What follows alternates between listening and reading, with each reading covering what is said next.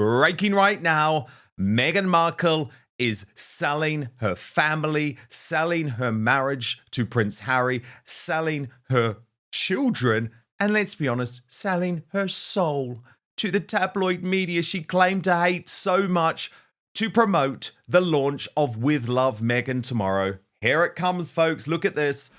The cover of People magazine. Harry, the kids, and my life now. The Meghan interview, an intimate conversation with the Duchess of Sussex and People, which we know, by the way, this is all copy approved. This is all the official narrative, but they say with a new show and lifestyle brand, Meghan is returning to her roots inside her private world in Montecito, why she's back in a honeymoon period with Harry, and what life is really like with Archie and Lilibet, from pancake mornings to cozy takeout nights. Brittany, editor of the Royal News Network, joins me now. What we're going to do, Brittany, and this will be very similar to our coverage of With Love Meghan too, we're going to take you through this interview now, but we're going to translate and reveal what Meghan is really talking about here. But of course, this comes on the back of some quite gross action over the weekend, Brittany, where Meghan was also pimping out Lilibet with Serena Williams. So we know that using the children is going to be a central part of Meghan attempting to sell the show. But let me just say, Brittany, have your sick bucket ready, because this isn't going to be easy. I promise you. This is what we call propaganda 101. So let's go. Oh, yes. The interview starts, Brittany. Meghan Markle is curled up in bed with her sleeping 5-year-old son, Prince Archie, on a recent winter evening in Montecito, California. With her phone in hand, she catches up on emails, finalizing details for the launch of her renamed lifestyle brand as ever, and her new Netflix series, With Love Meghan. Her husband, Prince Harry, is still in Vancouver wrapping up the Invictus Games. Oh, so that's what she did. Gets sent home, immediately invites People magazine around. And she says that Archie and Lilibet had got sick and they were seen by the doctor and sipping bone broth. Now she's savouring the stillness at home with Archie as he stirs awake, sleepingly telling her, "Mama, don't work too hard." Recalling the moment to People a few days later, the Duchess of Sussex says, "It was the sweetest thing." Okay, Brittany, I call bullshit on that. That conversation never happened. Your thoughts? No, it's too convenient. And we know she hardly works, to be quite honest.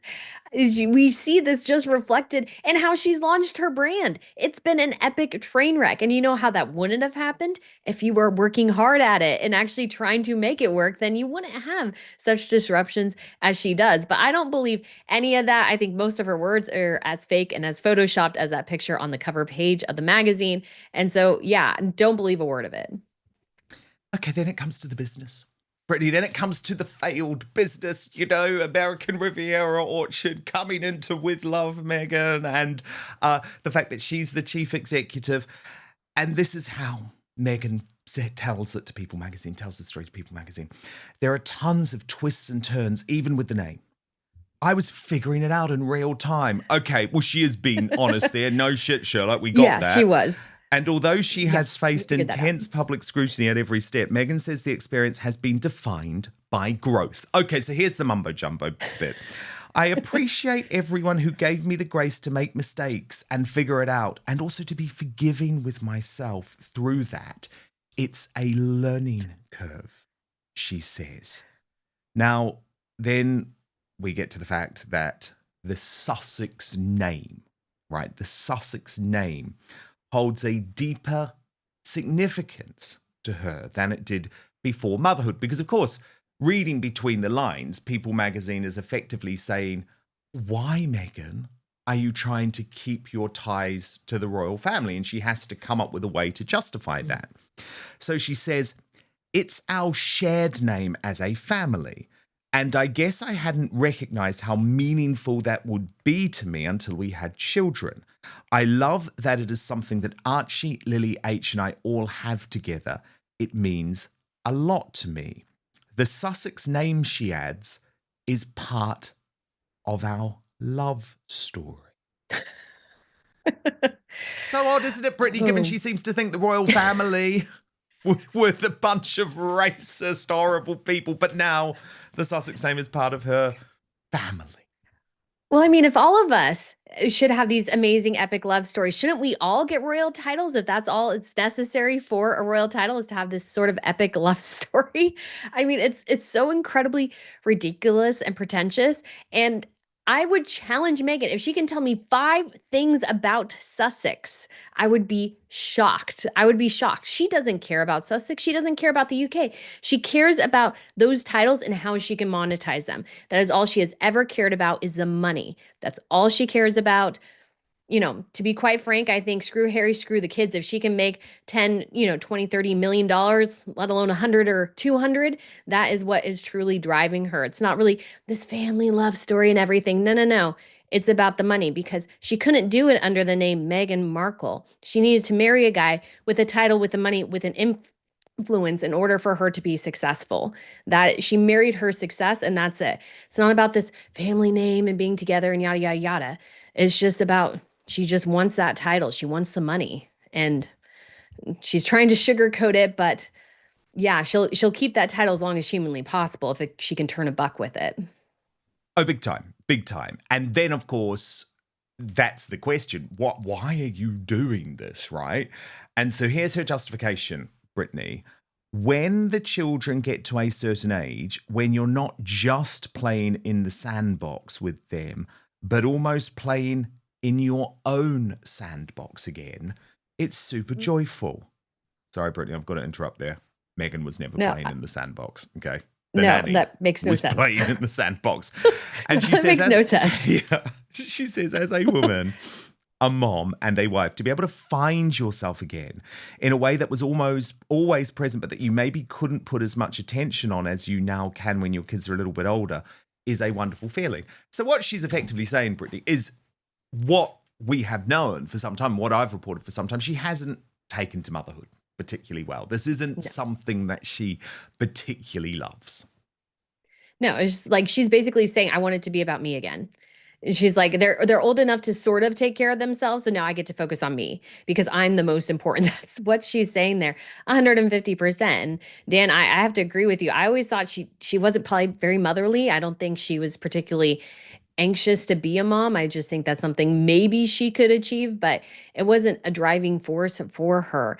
And she now is like, I get to focus on me again. I get to shove my kids and my husband to the side and it gets to be about me. Like you can almost feel the fervor over the attention she's now going to get because now she is relaunching this all and doing it in an epic train wreck and hoping that it's successful. But yeah, nobody's really buying this very much. I get to be on my own in like this lovely way because I know many moms do feel that at some point. They're like, yeah, I get to, not focus solely on the kids. But Meghan definitely is, it's all about me. I get to leave the kids at home or I get to leave the kids with, the nannies or whoever, and I get to focus on me. And that's what's most important to her. It's obvious. We're also getting some news about With Love, Meghan here, because she's admitting that Harry was not wanting to be part of this show.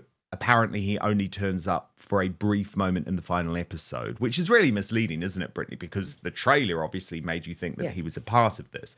But they've got a crew member to tell People magazine. Whenever Harry visited the set, he was always super polite and friendly, but it was clear he wanted this to be Meghan's moment to shine. Translation: Harry no longer wants to be dragged down by his wife's utter crap on Netflix. He's out, isn't he? And they drag him in very briefly just so he can be used in the trailer, but actually he's not really part of this show, Brittany. Exactly. And when you look at Harry, he just, I think, is totally sick of this like PR, this production side of everything. I think he sort of hates it. I think he realized pretty quickly, I don't really like this. And he had his thing with Polo, he had Heart of Invictus, and none of them did very well. And I think he's probably a bit burned by the process. And he's like, I'm done. And Meghan still wants to pursue all this. And I think he has figured out, and I could be just reading into this, that this world she loves is very shallow. And it's not as fulfilling maybe as, she initially portrayed it to be to him. And so he's like, yeah, it can be her thing. I don't care.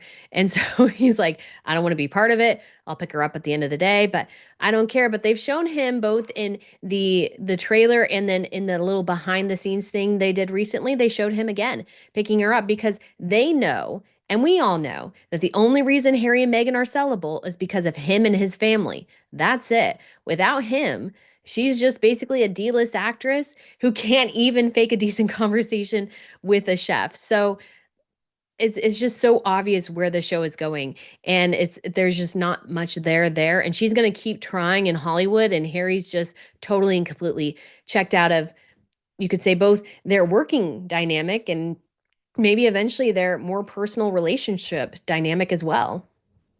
Oh, totally.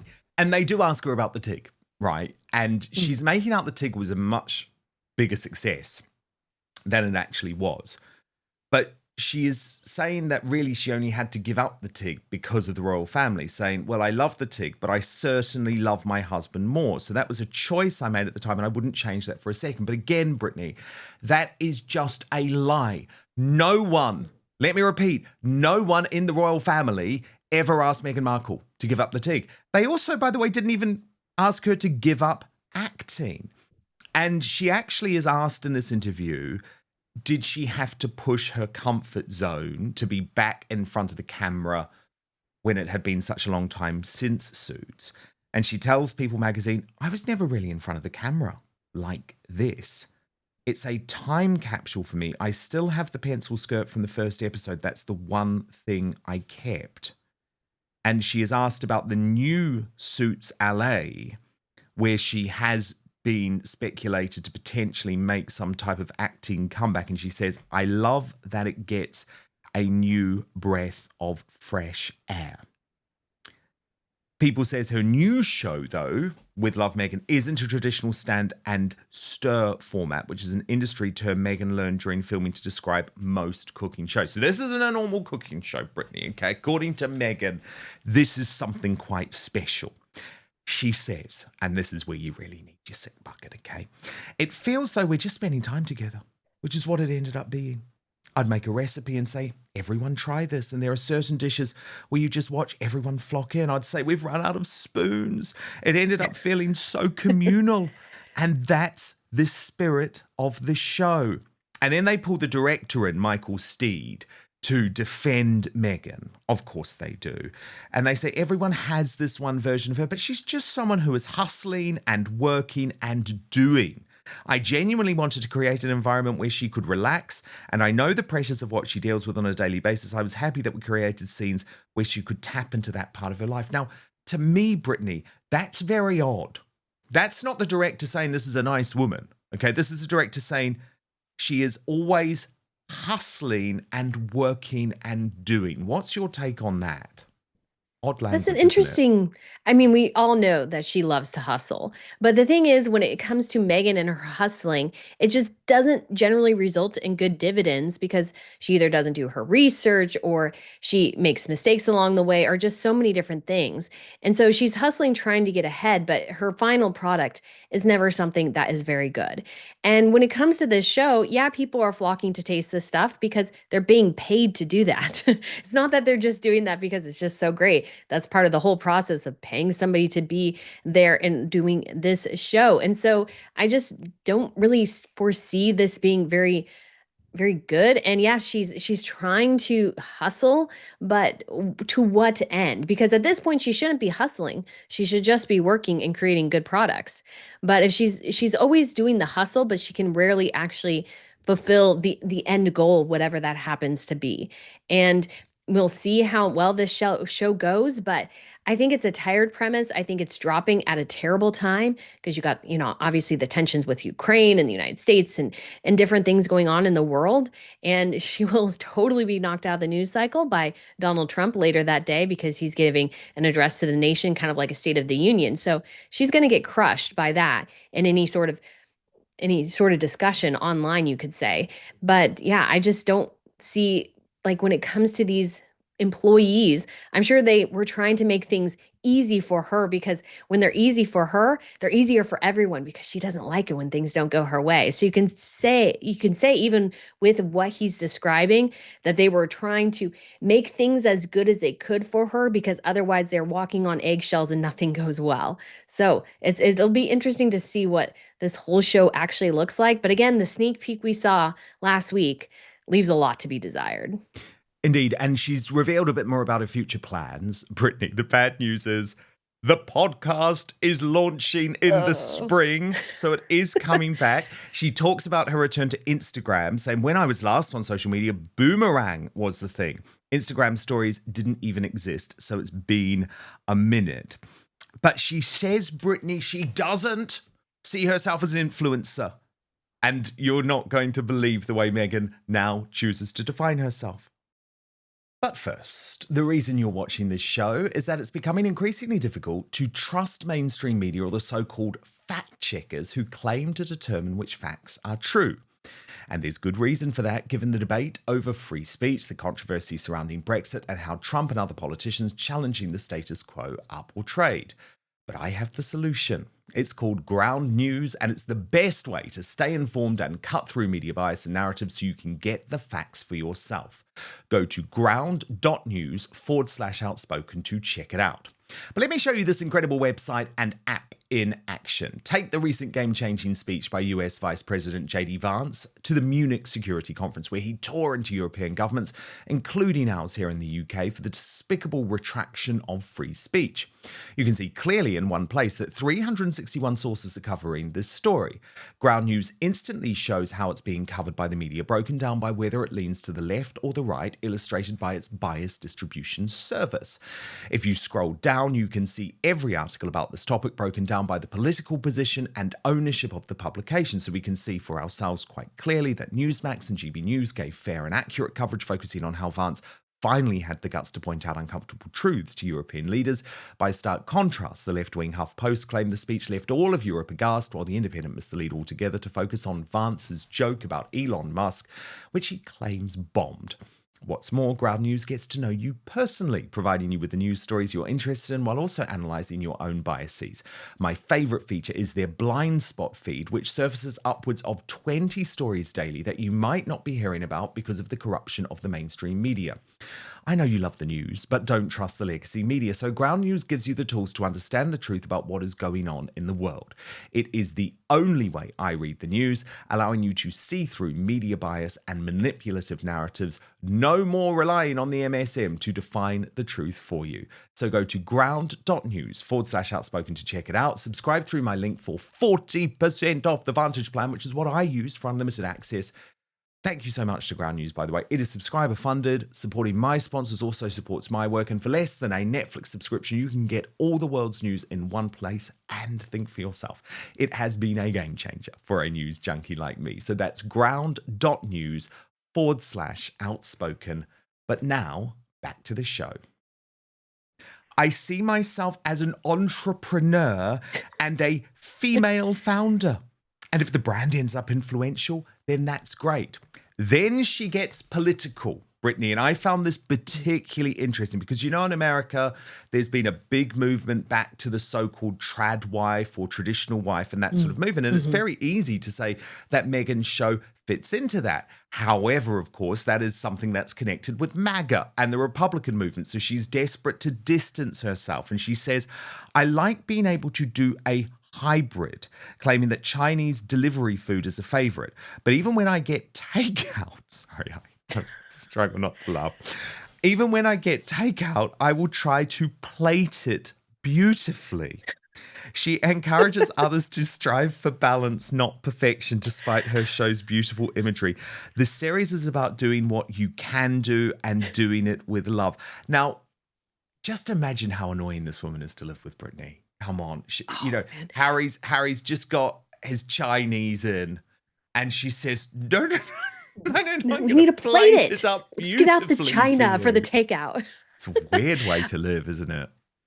Oh, it is. And it's just so, I think, it goes back to her obsessive need, I think, for control and presentation and everything that she just wants, even takeout to look perfect. And it's like kind of the fun and the joy of life is in the imperfections. And even though she claims the show is not about being perfect, like you see it in every visual of the show, like the flowers perfectly in the ice cubes and the perfect cake and how she's cutting it perfectly and everything. It totally screams a different message, and it's not something I think that'll resonate with a lot of Americans because I just don't think this show in particular is going to be something that people are going to go, yeah, this is going to be groundbreaking stuff. I'll bookmark it so I can go back the next time I'm throwing a party. Because it even sounded like, and I didn't watch the full interview, so I can't say for certain, but it seemed to like even Mindy Kaling, even after Meghan showed her how wonderful children's birthday parties could be, I think Mindy still went the cheaper route for her child, even after Meghan's presentation. So if Meghan can convince her closest friends to follow along, and again, I didn't watch the full interview, so I can't say for certain if that's what happened or not. But if she didn't get her, a friend to follow along who was on the show, then how can she get the rest of the American public? And especially in a time when egg prices are still high, we're still battling inflation. There's a lot going on in the world, so many different things. And she just seems incredibly out of touch. And she doesn't, I think, realize how out of touch she is. I think Gwyneth Paltrow is aware of the absurdity of her life and sort of, kind of relishes in that with Goop. But I think Meghan genuinely thinks that she can impact the normal person and saying things that normal people can emulate while also being an incredibly wealthy woman and not realizing how ridiculous she sounds to the average person. Totally. And she does sound ridiculous, Brittany, because she claims that the name With Love, Meghan, was actually come up with by a friend, but the friend doesn't get named. So we're just meant to believe this. So she says that a friend came to the set and said that they were just so happy to see Meghan as herself. And she said, it's like your love letter to all the things you're loved to do, and you're signing off a love letter with Love, Meghan. It felt right. And I loved that my friend helped create it. And then she goes on to say of her friends, you have to imagine my friends' experience through the past few years. They spend all this time with me at home and at their houses or out at dinners. For them to see who they know to be reflected on screen, it brought them a lot of joy. So, okay, we're going to see the real Meghan, apparently. Although we were told, weren't we, that we were going to see the real Meghan in the first Netflix Many series, that we were going to times. see the real Meghan in the Many Spotify times. series. She is also hitting back, though, Brittany, and this really interests me, on her private world in Montecito, quite clearly trying to address those allegations in Vanity Fair magazine, which made it clear that she wasn't part of the neighborhood. So this is Meghan's attempt to hit back on that, saying that she is part of the community and that she is part of school drop-offs and play dates and all of those things.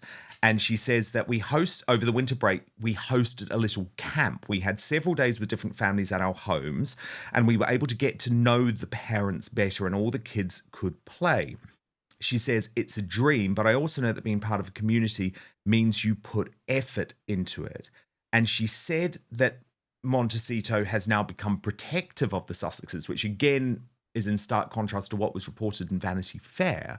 But she said, once you know us, I think you want us to have the same normalcy as parents and for our children as they do, despite our unique situation. And she says, we go to a lot of dinners, and not just in people's homes or private rooms, we just go into the restaurant. I really love that we can just have fun. And she says her friendships with other moms have also grown beyond school ties into deeper connections. And Meghan tells people, I have a couple of girlfriends up here. These are stay-at-home moms and working women with normal jobs, not in the public eye. We went from just connecting through our kids to having girls' nights out or doing Pilates together.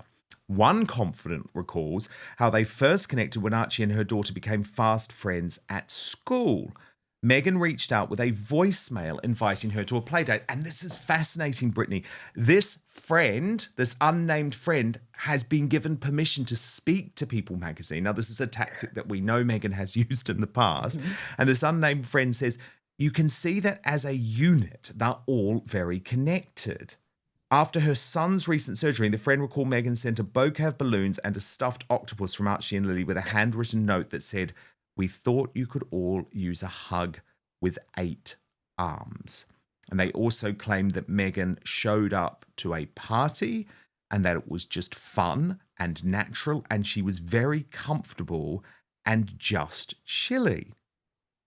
Meghan also claims that she goes to yoga classes that sometimes has 40 to 50 people in them, and she'll just walk in at the start and say hi.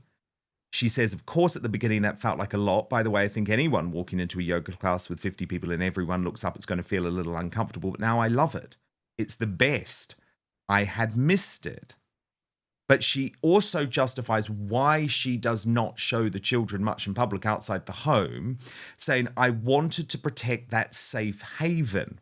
And this is why she obviously has not filmed the show at her own home. We're a close-knit family, and I love these moments, putting Lily down for a nap, having lunch together, having sacred time together at the end of the day. Our kitchen is where Mama just cooks for the family, and with a crew of 80 plus people, that's a lot of people to have in your house.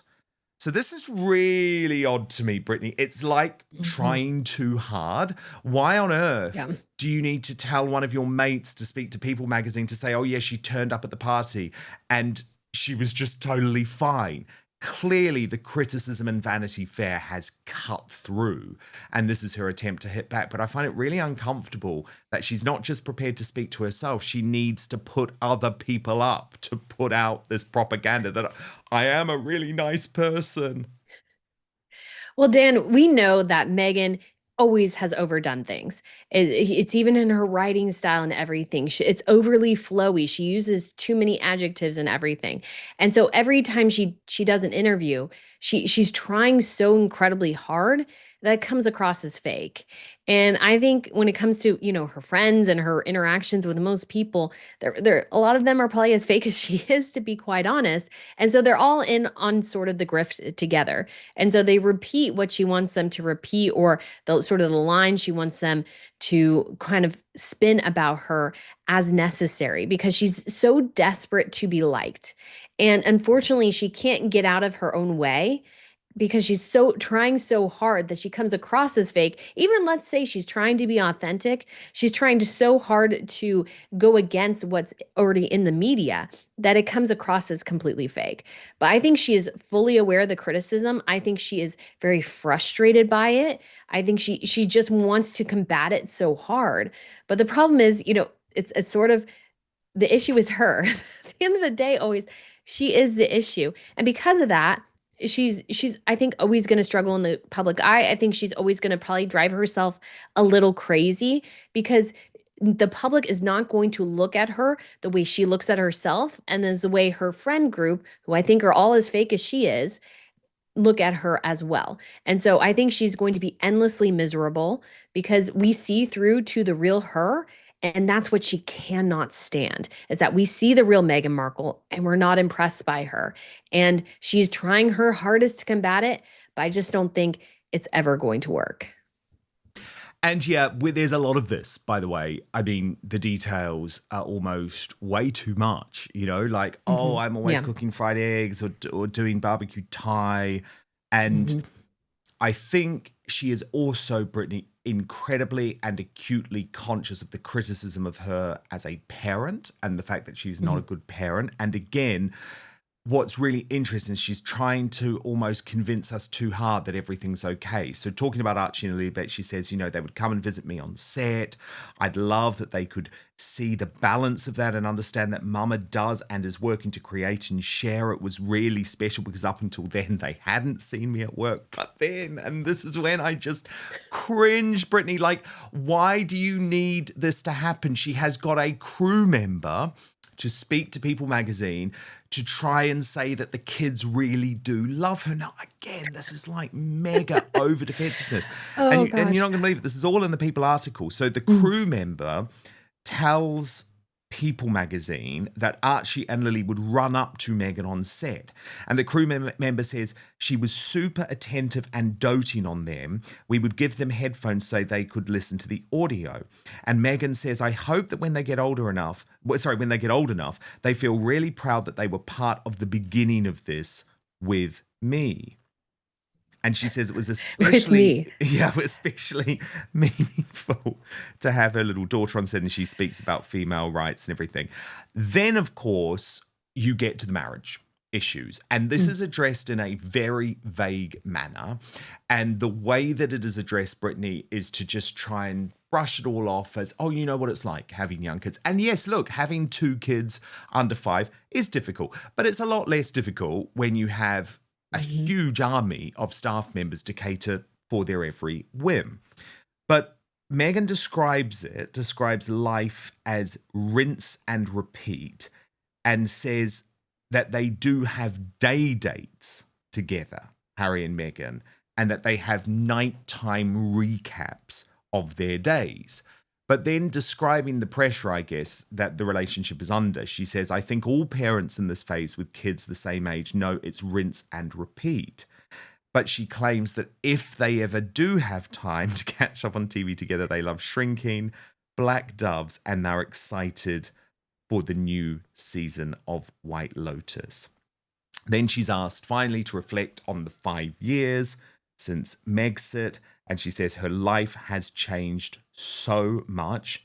Anyone who has children will tell you it's a huge evolution as a woman during that time.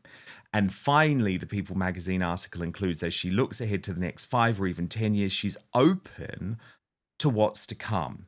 Can you imagine? This is just the beginning. Life is full of surprises. And my gosh, in 10 years, Archie will be driving. And I would say in 10 years, Meghan and Harry will be driving in very different directions. That's not, to me, Brittany, a strong defense of where the marriage is at. No, you just don't feel a lot of love for Harry in that instance. No. And even when it comes to her kids being on set and, having a crew member talk about, how great she was, it could be part of the performance.